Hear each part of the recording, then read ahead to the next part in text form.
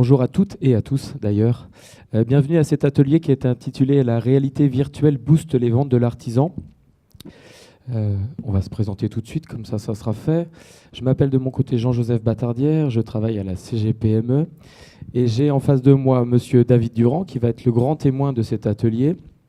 Monsieur Durand est un artisan comblé, il a créé son activité tout seul en 2000. En 2014, il a un petit peu réorienté son activité en créant Artibin à La Celle-les-Châteaux. Pour ceux qui connaissent bien leur géographie ligérienne, c'est au nord-est de la Mayenne. Il emploie à ce jour 12 personnes. Et puis vous allez nous présenter très rapidement vos métiers, s'il vous plaît. Bonjour à tous, moi je m'appelle Durand David. Donc j'ai créé ma société dans le Nord-Mayenne en plomberie, chauffage, électricité. Aujourd'hui, on développe deux marchés. Le marché de l'énergie, donc le remplacement d'énergie, gaz, fuel, énergie renouvelable également. Et notre deuxième marché particulier, l'aménagement de salles de bain. Et plus particulièrement l'aménagement de salles de bain pour le maintien à domicile, pour la Silver Economy. Merci David.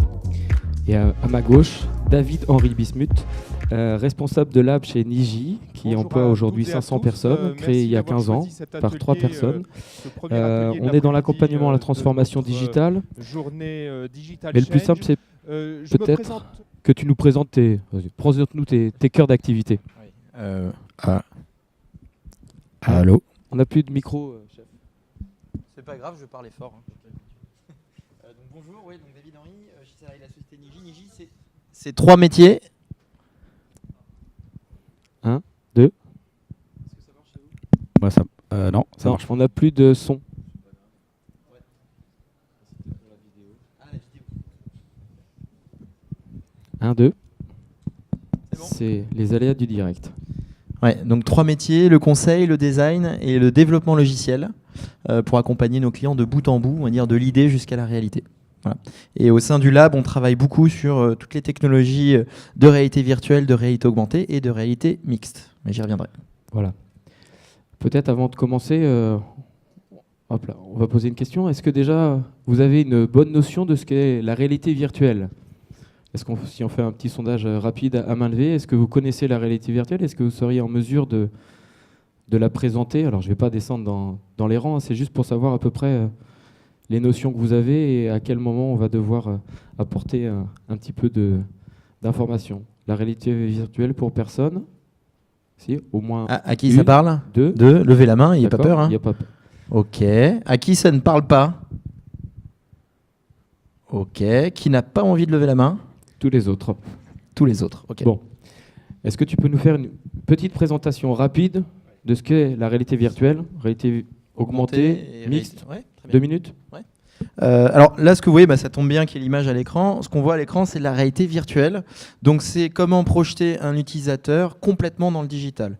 Donc là, la personne porte un casque qui projette des images sur un écran. Et donc quand il va tourner la tête à gauche, à droite, en haut, en bas, il va continuer à voir le virtuel. Donc c'est 100% virtuel. Donc ça, c'est la réalité virtuelle. Ensuite, il y a la réalité augmentée, dans laquelle vous allez continuer à voir la réalité avec de l'information qui va venir s'ajouter dessus. Donc typiquement, le bon exemple, c'est les lunettes connectées de Google. C'est de la réalité augmentée. Pokémon Go ? Pokémon Go, ouais, meilleur exemple, c'est la réalité augmentée.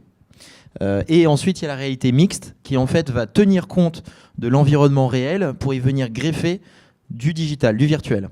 Donc un bon exemple de ça, c'est les Microsoft HoloLens. Donc on fait des démos d'ailleurs à notre stand Niji, vous pourrez passer. Mais concrètement, savoir de pouvoir placer un hologramme sur une table et qui va tenir compte de la table. Réalité augmentée, ça va juste mettre des informations sans aucun lien avec la réalité. Et virtuelle, on ne voit plus la réalité. Voilà. Donc pour faire simple, nous aujourd'hui, ce dont on va vous parler, c'est de réalité virtuelle appliquée au monde de l'artisanat. Et on va prendre donc l'exemple d'Artibin. Est-ce que David, vous pourriez nous expliquer pourquoi en 2010 vous vous posez cette question-là ? Je sais que vous aviez engagé une réflexion sur les showrooms. Qu'est-ce qui a initié, qu'est-ce qui a suscité votre curiosité pour que vous vous lanciez dans l'aventure ?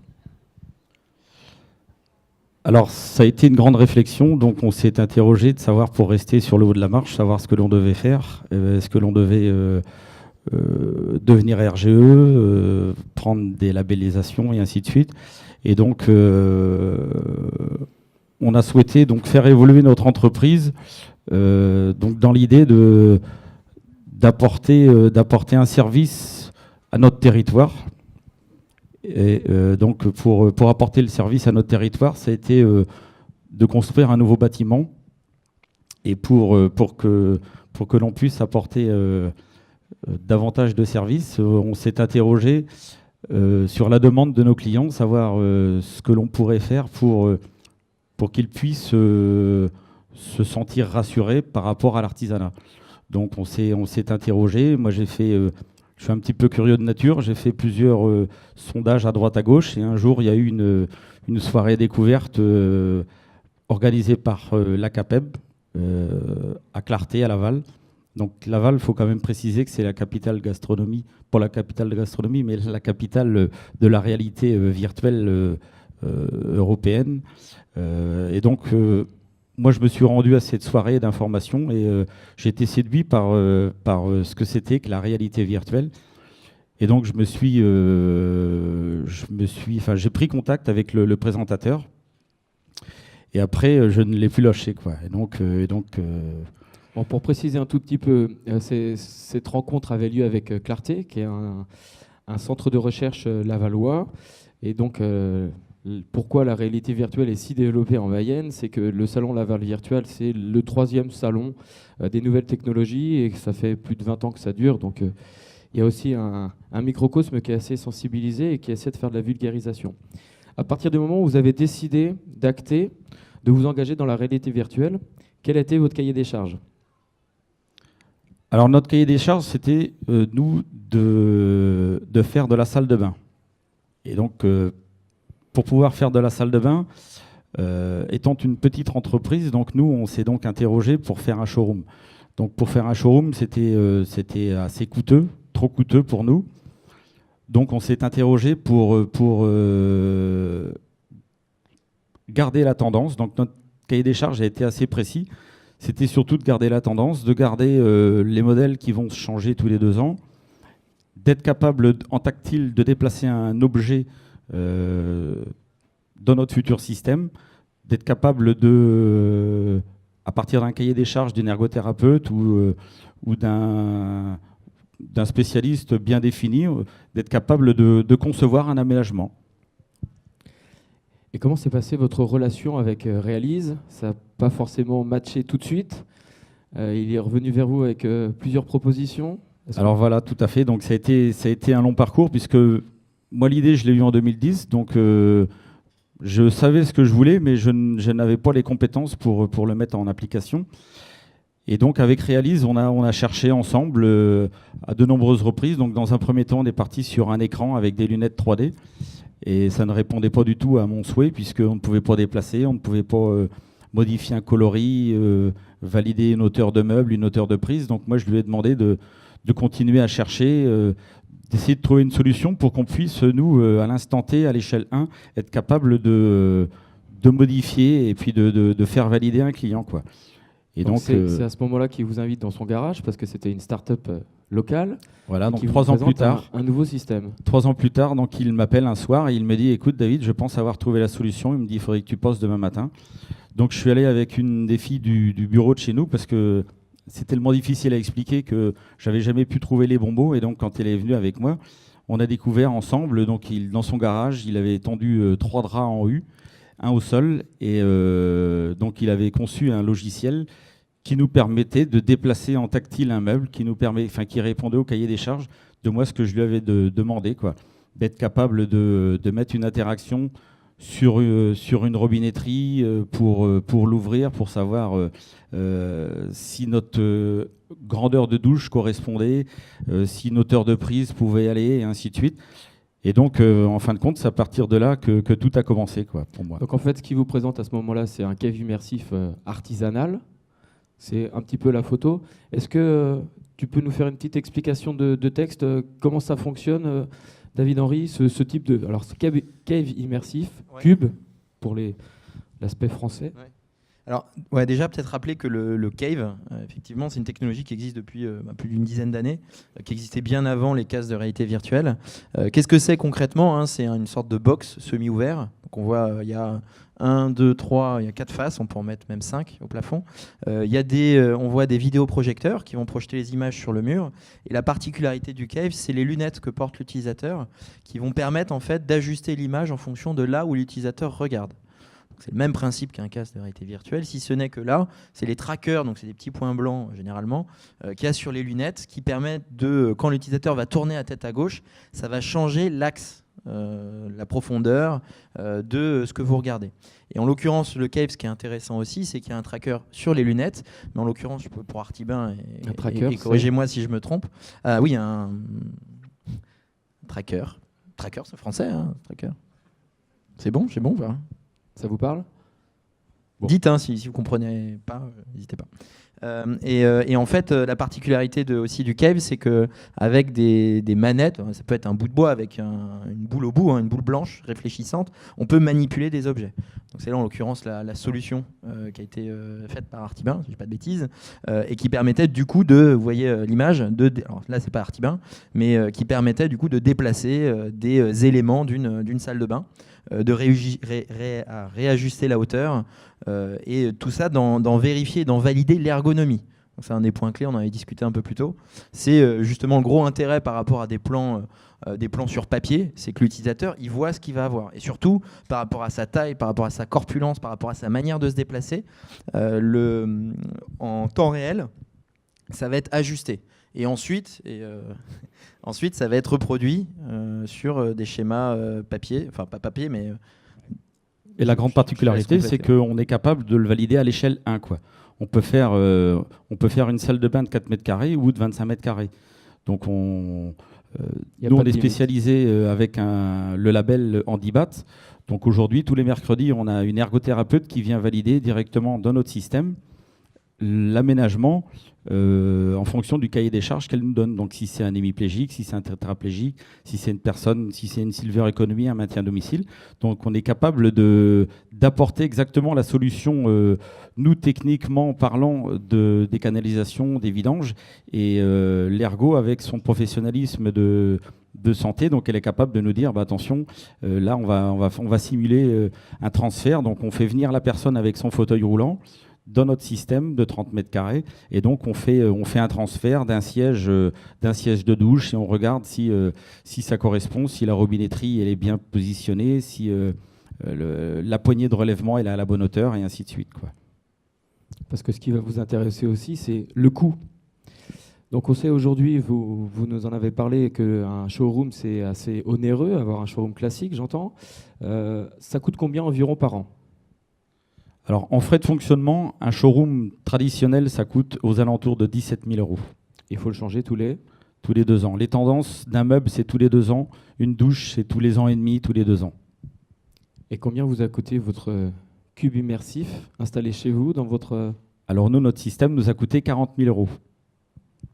Donc, l'avantage du système vis-à-vis du showroom, c'est qu'aujourd'hui, c'est vrai que c'est un investissement de départ, mais ça reste accessible à toutes les PME. Au sens où nous, là, c'est les châteaux, on est loin de Laval, on est à 60 km de Laval, on est à 60 km d'Alençon. Donc nos clients ne peuvent pas forcément se déplacer pour aller visiter les showrooms de nos distributeurs ou de nos fabricants. Donc aujourd'hui, l'avantage de cela, c'est que demain, donc nous, on l'a créé en 2014. Aujourd'hui, les tendances sont changées. On est fin 2016. Les meubles que l'on présentait il y a 2 ans et demi ne sont plus du tout d'actualité. Donc l'avantage de notre système, c'est qu'on reste dans la tendance, quoi. Le banquier, il a dit oui tout de suite, il a dit Kesako. Alors le banquier, ça a été notre ange gardien, parce qu'aujourd'hui, personne... on m'a pris un peu pour un perché quand j'ai présenté ça. Et le banquier, quand je lui ai présenté, lui, il ne maîtrisait pas du tout donc, cette technologie-là. Il m'a dit, bon, tu as une boutique qui tourne pas mal, on va te filer de l'argent. Et puis à partir de là, j'ai pu les filer, moi, à Realis, donc l'entreprise qui nous a conçus. Et puis donc on a pu réussir à en arriver là, quoi. Et ça fonctionne comment ? Vous avez eu besoin de recruter ? Alors, on a fait une création de poste, tout à fait, oui, puisque moi, je suis plombier, chauffagiste, électricien de métier. Donc aujourd'hui, on a recruté dans un premier temps une première personne qui a quitté l'entreprise, et aujourd'hui, donc on a recruté, moi, c'est ce que je disais, le mouton à 5 pattes. Donc à la base, il est dessinateur et il maîtrise. Donc c'est Nicolas, c'est lui qui nous fait tous les dessins de nos aménagements de salle de bain, et on peut même aller au-delà de la salle de bain. Si jamais vous voulez poser des questions à Nicolas, il sera disponible. Est-ce que tu veux bien te lever, comme ça les gens pourront te reconnaître? Voilà, c'est la petite main ouvrière de chez Artibin qui fait des miracles. David Henry, parce qu'on a besoin d'un collaborateur, mais c'est quoi son boulot? Qu'est-ce qu'il va faire? Alors, effectivement, on parle de cube immersif, de réalité virtuelle. C'est un métier à part entière parce qu'on travaille la 3D. Donc c'est pas du dessin. Ceux qui connaissent un peu la suite Adobe, Photoshop et consorts, là on va être sur de la 3D. Donc concrètement, ça va se faire il y a 2 outils qui existent sur le marché, Unity et Unreal. Alors le bon point, c'est que c'est gratuit. Ils ont fait une guerre des prix, ils sont devenus tous les 2 gratuits. Donc vous pouvez le télécharger, vous pouvez vous faire la main dessus. Et à concevoir, c'est pas si compliqué. Je crois que Nicolas a mis, je pense qu'il est plutôt talentueux, donc il a mis qu'une journée pour maîtriser l'outil, mais comptez 1 semaine à 2 semaines et vous pourrez vous-même modéliser vos environnements complètement virtuels. La complexité en fait de l'outil, c'est pas tellement de créer un environnement une seule fois, c'est-à-dire le créer de toutes pièces et c'est fini, mais c'est vraiment ce qu'ils ont fait que je trouve vraiment incroyable, c'est de le faire dans la durée, c'est-à-dire de pouvoir créer un outil, l'utiliser de manière pérenne pour travailler. Et ça, c'est un vrai challenge, alors quel que soit votre métier, de se dire je vais pas juste faire de la réalité virtuelle pour faire du buzz ou de la com, qui marche aussi bien, mais de moins en moins quand même, mais je vais faire de la réalité virtuelle comme un outil de travail au quotidien. Voilà ce qu'ils ont fait. Mais bon, c'est complexe, mais encore une fois, il y a plein de tutos, vous pouvez trouver sur Internet, et il y a beaucoup, nous on recrute chez Niji des développeurs Unity, et j'étais surpris, il y a beaucoup d'offres, beaucoup de personnes qui veulent travailler là-dedans. Donc, de l'envie, de la curiosité? Oui, surtout ça, de l'envie, de la curiosité, et puis Nicolas, de la passion, évidemment. Et aujourd'hui, Artibin, vous travaillez toujours avec Realise. Donc Realise, c'est l'entreprise qui a créé le Cave. Alors nous, on est toujours partenaire avec Realise, donc on est main dans la main pour continuer à faire découvrir l'utilité de cet outil-là dans l'artisanat. Ce que l'on peut préciser aussi, je ne sais pas si c'est le moment, mais on peut préciser que l'évolution de ce système-là aujourd'hui est tellement importante, c'est que nous, à la base, on présentait des salles de bain. Et dans mon village, moi, de 2000 habitants, on a un jeune qui est né tétraplégique.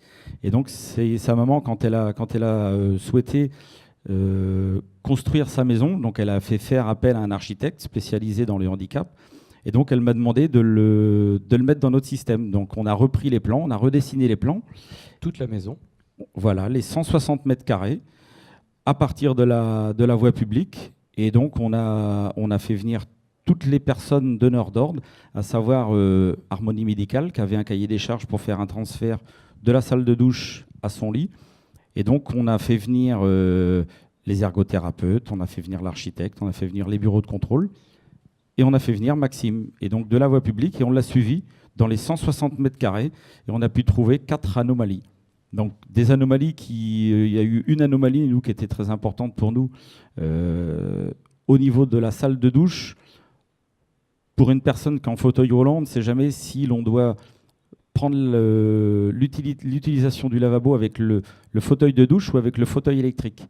Et donc là, ça nous a permis de faire l'essai. Donc on a essayé, Maxime a fait l'essai avec son fauteuil de douche, donc en faisant le transfert du lit jusqu'à la salle de douche et revenir au lavabo, tout ça en virtualité. Et après, on a fait un autre essai du lit à son fauteuil électrique et au lavabo, et voir si lequel, et en définitive, la maman ainsi que Maxime ont décidé de mettre le lavabo avec l'utilisation du fauteuil électrique, et donc nous, on a mis le lavabo à une hauteur de 95 cm, quoi.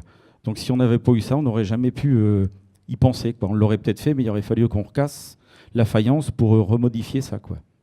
D'accord. Comment s'est passée votre première journée porte ouverte? Alors pour préciser, votre première journée porte ouverte, vous l'avez plutôt dirigée à destination de ce qu'on va appeler les professionnels et puis les partenaires institutionnels, une centaine d'invitations. Voilà, une centaine d'invitations aux directeurs d'EHPAD, aux maires de toutes les collectivités, enfin aux maires de nos communes, ainsi que les collectivités, les directeurs d'hôpitaux, de centres de rééducation. Et sur les 100 personnes, on n'a pas eu 10% de présents, quoi. Donc c'est vrai que ça a été un petit peu une déception de notre part.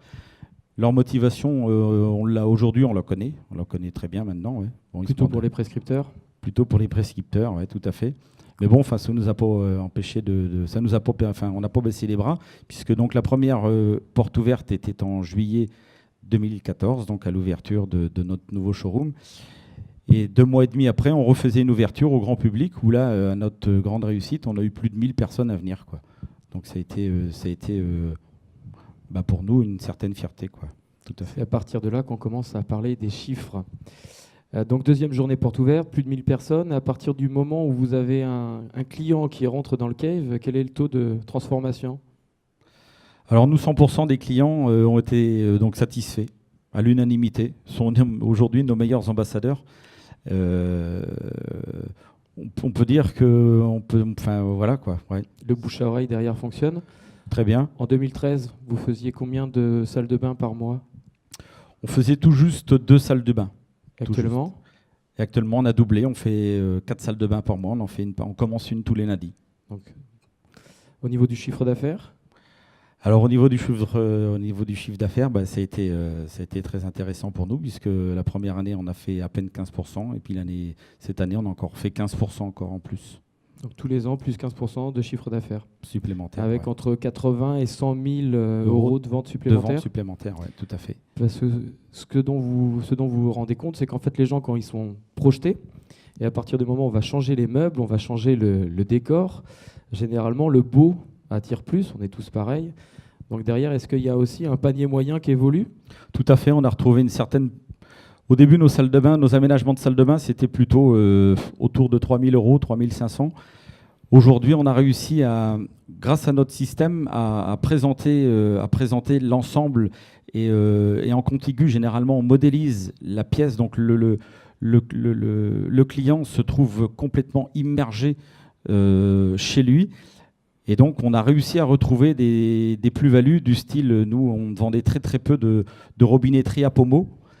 Et aujourd'hui, les clients, quand ils arrivent dans notre showroom, ils se disent, bon, la réalité virtuelle, tu nous fais rigoler avec ton truc. Et quand ils rentrent dans le système, ils sont complètement bluffés. Et donc, ils se ressaisissent et ils se disent, en définitif, on va peut-être pas mettre une robinetterie à 80 euros, mais parce que là, on va partir sur une robinetterie à 200 ou 300 euros, quoi. Donc, ça nous a redonné de la plus-value à ce niveau-là. Ouais, tout à fait. Vous les projetez chez eux, donc derrière, forcément, ça suscite. Tout à fait, il y a une bonne remise en question. Et puis, la valeur ajoutée qu'on peut y apporter, c'est que généralement, sur un aménagement de salle de bain, on n'est jamais d'accord. La femme n'est jamais d'accord avec soit les enfants ou soit avec le mari. Et donc là, le gros avantage de cet outil-là, c'est qu'à l'instant T, on peut changer le thème complètement. Les clients, ils sont là, ils sont présents devant nous. On a modélisé les 3 ou 4 meubles qu'on va leur présenter. On a modélisé les coloris de douche, les coloris de faïence. Et à l'instant T, on compose la salle de bain et on évolue avec eux. On leur dit, voilà, bon, est-ce que ce meuble-là vous plaît? Est-ce que l'on pourrait peut-être pas le décaler un petit peu plus? Et donc les enfants, ils disent, nous, on partirait plutôt sur un gris avec un rouge. Et là, on compose. Et là, il y a un lien qui s'installe. Il y a l'alchimie qui s'installe avec le client. Et la confiance arrive tout de suite. Et on a un résultat 100%. 100%. Aujourd'hui, 100%, on écarte le défaut de conseil qu'on pourrait nous reprocher, quoi. On est capable de positionner vraiment l'emplacement du sèche-serviette avec la faïence derrière qui va bien, le petit liseré en inox, capable en totalité, quoi. Et aujourd'hui, donc, il y a quelques semaines, on a fait le salon là, à Artibat. Et donc, on a un fabricant d'éclairage qui est venu nous voir pour nous demander si on ne pouvait pas travailler ensemble pour apporter une plus-value pour eux, pour leur vente, et puis pour nous également, d'avoir le ressenti de l'éclairement vraiment souhaité. Quand on a une pathologie, nous, on fait beaucoup de maintien à domicile, donc les gens ont perdu un petit peu du ressenti visuel. Donc aujourd'hui, on va être capable de leur présenter une température, la différence entre un 2800 et un 4000 K, quoi. Donc Donc ça, c'est le côté évolutif qui est intéressant. Il y a quelques années, on n'osait pas présenter de baignoire balnéo, par exemple. Eh bien là, il y a très peu de temps, on a intégré le son spatialisé, sachant qu'une baignoire balnéo, c'est vendu au décibel. Et donc aujourd'hui, on a des clients qui s'intéressent. Donc on commence à refaire des petites ventes de balnéo alors que c'était un marché qui était complètement éteint, quoi. Est-ce que vous avez eu un changement de clientèle grâce à ces outils-là d'immersion? Alors un changement de clientèle... Ou de donneur d'ordre? Oui, de donneur d'ordre plutôt, exactement, tout à fait. Parce qu'aujourd'hui, cette technologie-là, pour nos anciens, c'est un petit peu les martiens. Par contre, les générations, les enfants ou les petits-enfants, eux, sont très avertis sur leurs tablettes, sur les téléphones et ainsi de suite. Et généralement, le premier contact que l'on a, nous, c'est les enfants qui appellent, et ce sont les petits-enfants qui finalisent et qui viennent avec les grands-parents dans le système pour dire on va mettre ça, et ils ont une facilité, eux, ils mettent les lunettes et en 2 temps, 3 mouvements, ils sont déjà adaptés avec le joystick et tout ça, quoi. Je sais que la première année, vous aviez fait ça, vous l'offriez à vos clients. Tu l'as précisé tout à l'heure, c'est aussi une question de temps et puis d'offres qu'il va falloir absorber. Comment ça se passe aujourd'hui? Comment vous avez intégré ça dans votre offre de service? Alors le retour sur l'investissement, c'est vrai qu'on s'est très interrogé, on s'est interrogé longtemps parce qu'on n'avait pas trop, on a essuyé les plates un petit peu. Et donc au début, la première année, on a offert toutes les prestations, on a offert systématiquement pour faire découvrir l'utilité de l'outil. Et aujourd'hui, donc, sachant qu'on a monté un petit peu en gamme au niveau de nos aménagements et au niveau de la vente, donc on a fait des synthèses naturellement et on s'est aperçu qu'à partir de 5 000 €, nous on offrait la prestation de Nicolas, donc le dessin, la finalité et puis la découverte de l'aménagement de salle de bain. On l'offrait à partir de 5 000 €. Et en dessous de ce tarif-là, c'est une prestation qu'on facture aujourd'hui 250 €. Ça marche bien. Et ça marche très très bien. Très très bien. C'est la dernière slide vous concernant. Et c'est vrai que c'est quelque chose qui fait partie intégrante de votre personnalité. Redorer le blason de l'artisanat, c'est vraiment un objectif et un leitmotiv? Oui, tout à fait. Tout à fait. L'artisanat, malheureusement, a toujours été dénigré par beaucoup de personnes, par l'éducation, par les parents, par tout le monde. Et aujourd'hui, je pense qu'on a une chance inouïe, nous, dans l'artisanat, d'intégrer un système révolutionnaire. Et je pense que ça va réellement redorer le blason, ça va redonner un élan et puis une bouffée d'oxygène pour toutes les personnes qui vont s'interroger, qui vont vouloir rester sur le haut de la marche et puis rester dans la course, quoi. Et comment c'est perçu par vos collègues du bâtiment?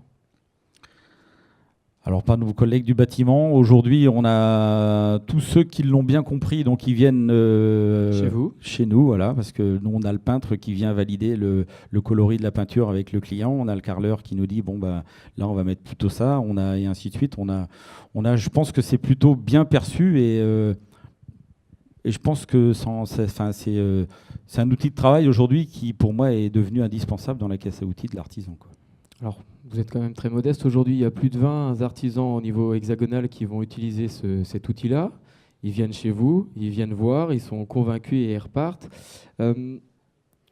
Votre principale concurrence, c'est ce que vous m'avez dit, ce sont quand même les grandes surfaces. C'est une façon de lutter contre elles? On a une façon de lutter contre elles, ouais, tout à fait. Il faut faire exactement de la même manière qu'ils ont procédé sur l'artisan. L'artisan, les défauts, c'est pas compliqué. Il répond pas au téléphone et il ne sait pas conseiller. Donc eux, ils ont tout compris. Ils stockent énormément pour répondre directement aux besoins. Et puis, et donc aujourd'hui, nous, on a la possibilité quand même de se former. Donc quand un jeune arrive dans une grande surface, 2 jours après, il est formé, ils le prennent avant de le mettre dans le rayon, il est formé et il connaît les produits mieux qu'un artisan. Donc il ne faut pas essayer de rivaliser là-dessus. Les seules choses, c'est qu'il faut faire comme... faut s'interroger de quelle manière eux, ils procèdent. Et aujourd'hui, nous, on a la chance d'avoir la TVA 5.5, on a la chance d'avoir une TVA réduite, disons, peut-être pas forcément pour l'aménagement de salle de bain. On a quand même la possibilité de les contrer grâce à la confiance et aux produits qu'on va pouvoir présenter directement dans le système à l'échelle 1, quoi. Et comment c'est perçu par vos poseurs? Parce qu'on a parlé des clients, on a parlé des prescripteurs. Mais comment c'est perçu en interne? Alors en interne, nous les gars, on sont très friands puisque à l'issue de chaque modélisation, donc les gars, ils vont voir Nicolas et ils lui demandent systématiquement de visualiser l'aménagement. La chance que l'on peut avoir en le visualisant avant de commencer les travaux, c'est que, c'est ce que je dis toujours, on a les circuits imprimés qui travaillent toujours mieux la nuit. Donc les gars, ils regardent ça le soir avant de partir. Et puis le lendemain ou le surlendemain, quand on attaque les travaux, on sait déjà ce que l'on va avoir à démonter. Donc on a déjà une vision de l'aménagement que l'on va avoir. Donc aujourd'hui, c'est plutôt très très bien perçu. Et même ils en redemandent au niveau. Et puis même, ils sont fiers, je dirais aujourd'hui, d'être dans une petite PME comme la nôtre pour dire on a des solutions à apporter à nos clients et ce sont nos meilleurs VRP. Vous aviez imaginé en 2010, quand vous avez entreaperçu ces technologies-là, que ça vous emmènerait à ce niveau? Ah non, pas du tout. Pas du tout. Puisque ça a tellement été compliqué et très chronophage d'essayer de trouver une petite aide pour montrer qu'aujourd'hui, l'artisanat, il essayait de trouver des solutions. Et malheureusement, personne ne m'a jamais accompagné. Moi, ils m'ont dit, tu veux faire quelque chose, tu le fais. Et puis, moi, je remercie mon banquier, c'est important. C'est pas souvent, donc s'il y a des amis banquiers dans la salle, on en profite. Je crois que ce qui caractérise quand même votre personnalité, c'est la curiosité et puis l'envie. Et ça se résume bien par tout le process que vous venez de nous décrire. Alors on va essayer quand même de profiter de notre expert. L'analyse à chaud de ce qu'ils ont fait, toi avec tout ton regard extérieur, les grands groupes que vous accompagnez, qu'une petite PME le fasse, c'est bluffant. Bah oui, c'est bluffant, je dirais. Je ne sais pas ce que vous en pensez vous, mais c'est énormément d'audace. Le CAV, donc le dispositif qu'ils ont installé, généralement c'est utilisé par des boîtes comme Airbus. Donc c'est pas des PME quoi. C'est un investissement conséquent et puis surtout c'est un pari quoi, de se dire ça va marcher, ça va plaire, de s'investir, sachant que si ça rate, c'est quand même ça peut être difficile financièrement de se relever. Mais par rapport aux grands groupes, et je voulais faire une parenthèse là-dessus, c'est vrai que oui, ils ont la puissance, ils ont la taille, mais c'est aussi une de leurs limites, c'est-à-dire qu'ils sont moins agiles que vous. Et aujourd'hui, et je pense que c'est aussi une des raisons pour lesquelles il y a ce digital change, c'est le digital aujourd'hui devient accessible. Vous voulez créer un site internet, une appli mobile, une expérience en réalité virtuelle, vous pouvez le faire à moindre coût. Vous pouvez recruter des jeunes talentueux comme Nicolas. Ça devient accessible et vous pouvez aller beaucoup plus vite que des grands groupes. Voilà. Et vous valorisez, être valorisé vis-à-vis de vos clients, vous différencier et monter en valeur. Voilà, donc ça peut vous apporter ça. Qu'est-ce qu'on pourrait lui préconiser de plus? Alors, avec plus les outils, parce qu'on sait qu'en l'espace de 6 ans, la lunette s'est démocratisée. Il y a 2 ans, on n'en parlait pas encore vraiment, ou alors dans les cercles d'initiés. Qu'est-ce qu'il peut mettre en place pour encore aller plus vite et plus loin que ses concurrents? Alors, sans pour autant mettre de la technologie pour de la technologie, ce que je préconise pas forcément, il faut trouver en fait un usage judicieux de chaque technologie au bon moment. Alors là, je pense que le Cave, dans votre magasin, en showroom augmenté, fait sens. Après, effectivement, on peut imaginer des dispositifs déportés, soit pour des visites clients, soit même pour convaincre ou pour vendre un catalogue. Alors, je pense notamment au Google Cardboard. Donc c'est un petit casque en carton dans lequel on va glisser son smartphone et qui va apporter une expérience de réalité virtuelle à moindre coût. Donc ça, le cardboard, vous pouvez le commander et l'imprimer, ça vous coûte 5 $ et vous pouvez mettre votre marque dessus. Et à partir de là, vous pourriez, alors c'est préconisation, proposer votre catalogue via une petite application mobile et vos futurs clients pourraient voir et être dans les salles de bain. Donc ils n'auraient même pas besoin de venir vous voir, ça serait vraiment pour les convaincre avant d'acheter. Ensuite, pour effectivement les personnes à mobilité réduite, vous pouvez devenir mobile. Le Cave, c'est pas tellement mobile, hein. Vous avez vu, c'est des vidéoprojecteurs, c'est des écrans, des toiles qu'il faut monter. Et aujourd'hui, il y a des dispositifs qui sont plus mobiles, mais qui conservent néanmoins cette interactivité. Notamment le HTC Vive. Donc c'est un casque qu'on fait pareil en démo. Vous pourrez passer au stand de Niji. Juste sur votre gauche, qui est le même principe que le Cave, si ce n'est que c'est sur un casque et qu'on a des manettes. Et ça, pour le coup, vous n'avez besoin que d'un ordinateur puissant, il faut quand même qu'il soit puissant au niveau de la carte graphique et du casque. Mais vous pouvez vous en tirer pour 3 000 € grand maximum. Voilà. Donc, et il y a plein de manières d'utiliser, et je ne parle pas de la réalité augmentée, dans lequel vous pourriez imaginer mettre une sorte de tracker dans une pièce comme l'a fait Ikea, avec son catalogue, pour placer des canapés. Je ne sais pas si vous l'avez testé. Donc, assez intéressant pour pouvoir se projeter finalement dans une nouvelle configuration de sa décoration d'intérieur. Voilà. Sachant que la valeur ajoutée du digital pour vous concernant est d'autant plus forte que vos concurrents n'en ont pas. Donc vous vous distinguez du lot ? Absolument. Ouais, non, mais tout à fait. C'est vrai que ça nous permet d'avoir une longueur d'avance sur tout le monde. Ouais. Parce que quand même, Monsieur Durand était le premier artisan européen à installer de la réalité virtuelle augmentée. C'est juste pour repositionner un petit peu l'audace dont parlait David Henry. Alors, on a terminé notre temps de présentation, et si vous avez des questions, n'hésitez pas, c'est le moment, on a environ une dizaine de minutes.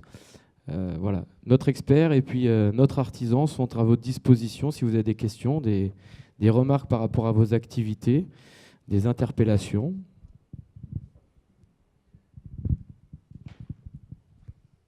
Bonjour, j'ai une question sur l'offre. Est-ce que ce produit vous a permis d'amener des clients, en fait, vous devenez une destination, c'est-à-dire que cette entreprise, elle a quelque chose de différent, je vais aller les voir.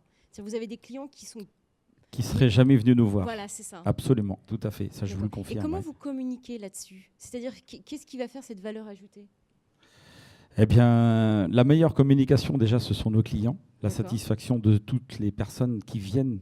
C'est pour ça qu'on organise des portes ouvertes régulièrement pour montrer réellement ce que c'est que la réalité virtuelle. Autrement, on communique par la presse, par vous voyez, ma présence aujourd'hui, même si je ne suis pas vraiment à l'aise avec un micro, j'ai dit il faut le faire parce que c'est important de montrer qu'aujourd'hui, il y a des choses qui peuvent se faire pour sauver l'artisan. D'accord, très bien, merci. Merci à vous. Ce qu'il faut préciser, c'est que vous avez une grosse couverture presse avec des relais dans des magazines spécialisés, aussi bien dans le bâtiment que le monde consulaire. Donc la notoriété aussi passe par ces opportunités et ces canaux. Concernant, ce qui est intéressant, c'est comme vous avez dit qu'il y a des trends, des modes par rapport à... Voilà, comment est-ce que vous décidez vous avez des templates, vous modélisez par rapport à des templates, des ébauches, comment vous faites ? Ah non, c'est pas moi qui décide de la tendance, c'est le client. Non, mais ce que je veux dire, la tendance, elle peut être énorme. C'est-à-dire, comment ça se fait que vous avez des templates, vous dites templates en vrai, de contenu, des bibliothèques modèles, 3D. Voilà. Mais vous avez, ce que je veux dire, vous avez des choses déjà préparées à l'avance, ou vous arrivez chez votre client et en fait, c'est avec le client que vous mettez tout à sa manière. Ah non, ouais, on compose, on écoute le client. Nous, on lui dit notre meilleur conseil, naturellement. Et après, en fonction des tendances aujourd'hui, le client, généralement, il a vertu. Bon, si c'est pour un aménagement de salle de bain, généralement, ils ont déjà leur meuble qui a déjà été vu dans un endroit ou dans un autre. Soit on a une photo. Donc, à partir de là, nous, on essaie de retrouver... Voilà. Voilà, tout à fait. Et l'objectif, justement, aujourd'hui, on travaille avec nos fabricants, c'est pour qu'ils soient partenaires de toute cette nouvelle technologie pour que ça aille encore plus vite, quoi. Ça me rappelle beaucoup le BIM. Mais tout à fait. Tout à fait, c'est exactement ça. On a été précurseurs du BIM. Quand moi j'ai entendu parler du BIM, ouais, absolument. Le BIM, pour juste le présenter, le BIM, ça va devenir obligatoire à partir du 1er janvier 2017. Et c'est obligatoire dans tous les marchés publics. Tous les marchés qui vont avoir besoin d'une subvention, ou un client qui va demander une subvention, un crédit d'impôt, des choses comme ça. Donc on aura l'obligation de... Voilà. Et donc le BIM... Aujourd'hui, on a des têtes penseuses qui réfléchissent très bien parce qu'ils se sont dit les sinistres sont souvent dans les mêmes endroits, à savoir autour des ouvrants, à savoir des canalisations qui percent dans des rails qui ont été encastrés ou mal encastrés. Et donc là, on s'est dit, on va faire un dessin et on va dessiner à quoi va ressembler l'ouvrage. Et chaque personne, donc si c'est le menuisier, le maçon, tout le monde va donc, le menuisier, lui, va amener sa bibliothèque de son ouvrant. Le maçon, il va faire sa maçonnerie autour, son linteau. Le plaquiste, il va faire, et ainsi de suite. Et là, ils vont pouvoir faire l'essai. Et l'avantage de cette technologie-là, c'est qu'on va pouvoir tourner dans tous les sens le futur ouvrage, quoi, et voir s'il y a une anomalie, plutôt que de dire le maçon, le menuisier va se démerder, et ainsi de suite, quoi. Ouais, tout à fait. Juste un petit complément sur les bibliothèques 3D. Oui, effectivement. Il y a beaucoup d'éléments 3D qui sont déjà modélisés et dans lesquels vous pouvez aller juste les prendre. Vous n'avez pas à remodéliser une table. Alors après, quand c'est du spécifique, je pense qu'il faut le refaire. Mais du coup, il se constitue une bibliothèque d'images 3D qui va aller on va dire glisser, déposer pour construire son environnement. Et ça, aujourd'hui, il y a des bibliothèques avec des milliers et des milliers d'objets qui existent. Donc si vous même recréer cette pièce intégralement, vous pourriez sans avoir à faire un objet en 3D. Donc en glisser, déposer, vous pourriez tout faire, quoi. C'est le temps de la création qui est important. Le mieux étant l'ennemi du bien. Parce qu'on peut avoir un appartement refait à 100%. À partir de quel moment on considère que le client il va s'y projeter facilement? À partir de quel moment Vous parliez de 80%. Je dirais il n'y a pas vraiment de moment. Non. Le plus fidèle possible. Oui, voilà, ouais. Après, ce qui est rigolo, et j'ai encore une petite anecdote, c'est que une fois, on a eu un cadre d'Angers qui est venu nous voir. Et il nous a demandé, donc il nous a dit, écoutez, moi je viens vous voir parce que on vient d'acheter un appartement, mais on ne sait pas comment s'y prendre pour l'aménager. Et donc, il avait demandé donc à un architecte de réaliser les plans. Nous, on a redessiné les plans. Et on a fait venir le cadre avec son épouse et on leur a montré leur aménagement directement. Ils ont fait le déplacement. Et donc après, on a déplacé. On savait déjà un petit peu les interactions, savoir s'il fallait casser telle cloison ou telle cloison, mettre tel coloris au sol et ainsi de suite. Et on a composé leur aménagement chez nous à la Célé-Château, alors que ça a été réalisé à Angers, quoi. Mais je comprends mieux pourquoi l'architecte vous aime pas trop. Oui, ça. Malheureusement, c'est vrai que les architectes, aujourd'hui, ils n'ont pas compris qu'on était partenaires. Ils pensent qu'on est plutôt des concurrents, quoi. Ils ont peur qu'on leur prenne leur boulot, quoi. Là, on se rend compte que celui qui innove, de toute façon, il aura toujours un coup d'avance. Donc l'architecte qui aura compris ça, forcément. Tout à fait, ouais. Bon, on en a, nous, par chez nous, on a quand même une ou deux personnes, des architectes. Ouais, il y a des architectes dans la salle ou... Dommage. Non. Est-ce que quelqu'un d'autre a une question ?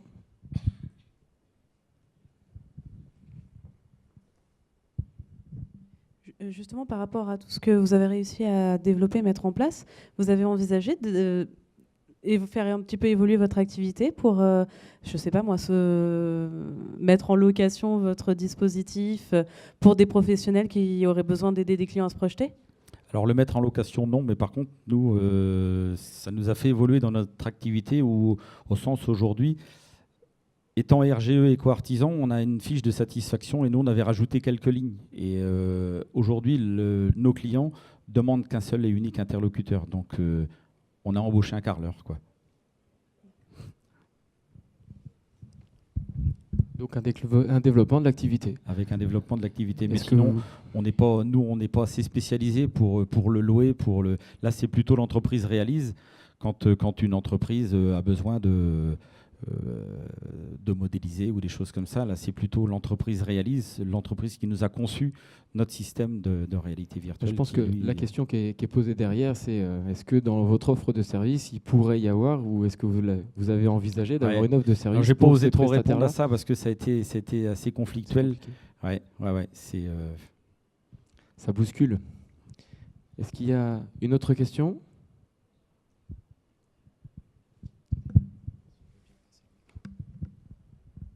Merci, bonjour. J'avais une question sur la maquette numérique. C'est-à-dire, qu'est-ce que vous êtes, à l'issue de cette composition en 3D, est-ce que vous êtes capable de fournir une maquette numérique à quelqu'un qui va poser finalement la salle de bain pour vérifier si finalement, lorsqu'il la pose, il ne fait pas d'erreur, en fait, pour éviter les malfaçons, en fait, tout simplement. Le BIM, quoi. Le BIM. Le BIM, ouais, exactement. Tout à fait. Alors, nous, aujourd'hui, ça va se mettre en place dans très peu de temps. Ouais. Avec de la 3D? Avec de la 3D, oui. Achat d'imprimante?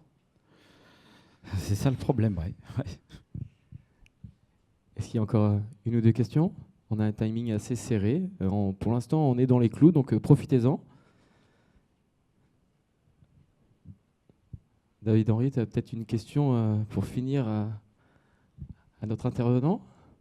Ou pas? Ou une remarque globale? Je sais pas, peut-être un moi, ce que je peux juste te dire, c'est que, ça peut être ma conclusion, c'est qu'aujourd'hui, Je dirais que, moi, c'est mon point de vue. Pour moi, l'innovation, la grande question de l'innovation, c'est 10% d'imagination et 90% de transpiration, quoi. Et des rencontres. Ouais, tout à fait. Ouais, et je rajouterai un petit pourcentage d'audace. Un gros pourcentage. Gros pourcentage. Non, mais moi, ma conclusion, c'est allez-y, quoi. Enfin, n'hésitez pas. Comme on dit, testez vite, plantez-vous vite, et puis et c'est comme ça que vous avancerez. Donc Voilà. vous pourrez retrouver David Henry sur le stand Niji qui est juste à côté et expérimenter plusieurs types de lunettes et ce qu'on peut faire et se projeter. Et puis, David, vous restez encore toute l'après-midi. Donc si vous avez des questions à lui poser, n'hésitez pas. Il sera disponible, aussi bien Nicolas, dont on a beaucoup parlé aussi ce soir, parce que c'est aussi ce binôme-là qui fait que ça avance. Et je vous remercie d'applaudir ces deux personnalités pour la qualité de leur Merci de nous témoignage. avoir écoutés. Merci beaucoup. Merci. J'ai juste... Normalement, on a une dernière slide avec la possibilité d'évaluer cet atelier. Merci d'avance pour votre clémence. Donc, il suffit d'aller sur votre navigateur, quel qu'il soit, entrez evals.fr. Vous allez arriver sur une page qui vous demandera un code DC16. Et à partir de là, vous devez avoir très probablement plusieurs questions pour savoir si on vous a apporté les informations que vous attendiez. Merci beaucoup. Bonne fin d'après-midi.